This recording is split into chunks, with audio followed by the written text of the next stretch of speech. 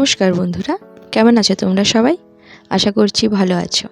আমিও খুব ভালো আছি। তো আজকে আবার একটা নতুন রেসিপি নিয়ে চলে এসেছি।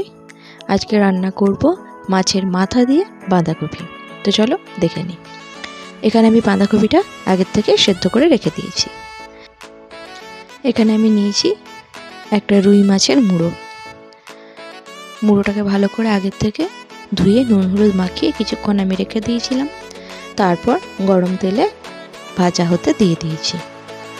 এখন আমি এটাকে ভালো করে এপিট ওপিট করে লাল লাল করে ভেজে নেব।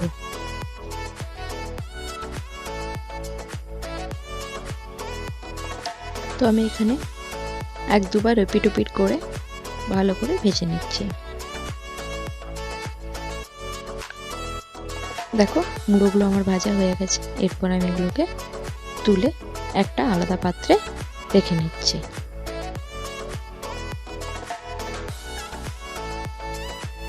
এবার আমি কড়াইয়ে যে বাকি তেলটা আছে তার মধ্যে একটুখানি পাঁচ ফোড়ন আর একটা তেজপাতা দিয়ে তারপরে গ্রেট করে রাখা আদা দিয়ে দিয়েছি। আদাটাকে একটু লাল করে ভেজে নিয়ে তারপরে আমি এখানে কুচনো পেঁয়াজ দিয়ে দিয়েছি।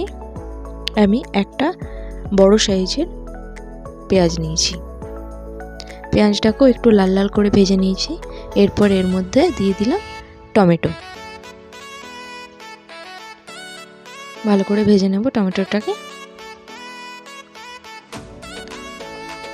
এখানে আমি হলুদ অ্যাড করে দেব। নুন আমি আর দেব না, যেহেতু বাঁধাকপি সেদ্ধর সময় আমি নুন দিয়েছিলাম আর মাছের মাথাটাতেও নুন দেওয়া ছিল, তাই এখানে আমি আর নুন দেব না। হলুদ দিয়ে ভালো করে মশলাটাকে কষিয়ে নেব। এরপর এখানে আমি মাছের মুড়োটা অ্যাড করে দিলাম। এরপর খুন্তি দিয়ে ভালো করে ভেঙে নেব। এমনভাবে ভেঙে নেব ছোট ছোট পিস করে, যাতে পুরো মুড়োটা সবজির মধ্যে ভালো করে মিশে যেতে পারে। তোমরা চাইলে আগের থেকেও এটাকে ভেঙে রাখতে পারো। এরপর এখানে আমি দিয়ে দিলাম ধনে জিরের গুঁড়ো, শুকনো লঙ্কার গুঁড়ো আর অল্প একটুখানি চিনি। একটুখানি জল দিয়ে ভালো করে এটাকে কষিয়ে নেব।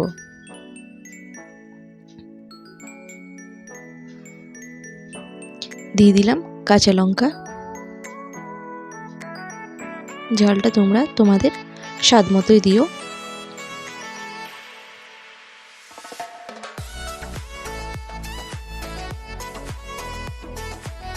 তো মশলাটা আমার এখানে কষানো হয়ে গেছে। এরপর আমি এখানে সেদ্ধ করে রাখা বাঁধাকপিটা অ্যাড করে দিলাম।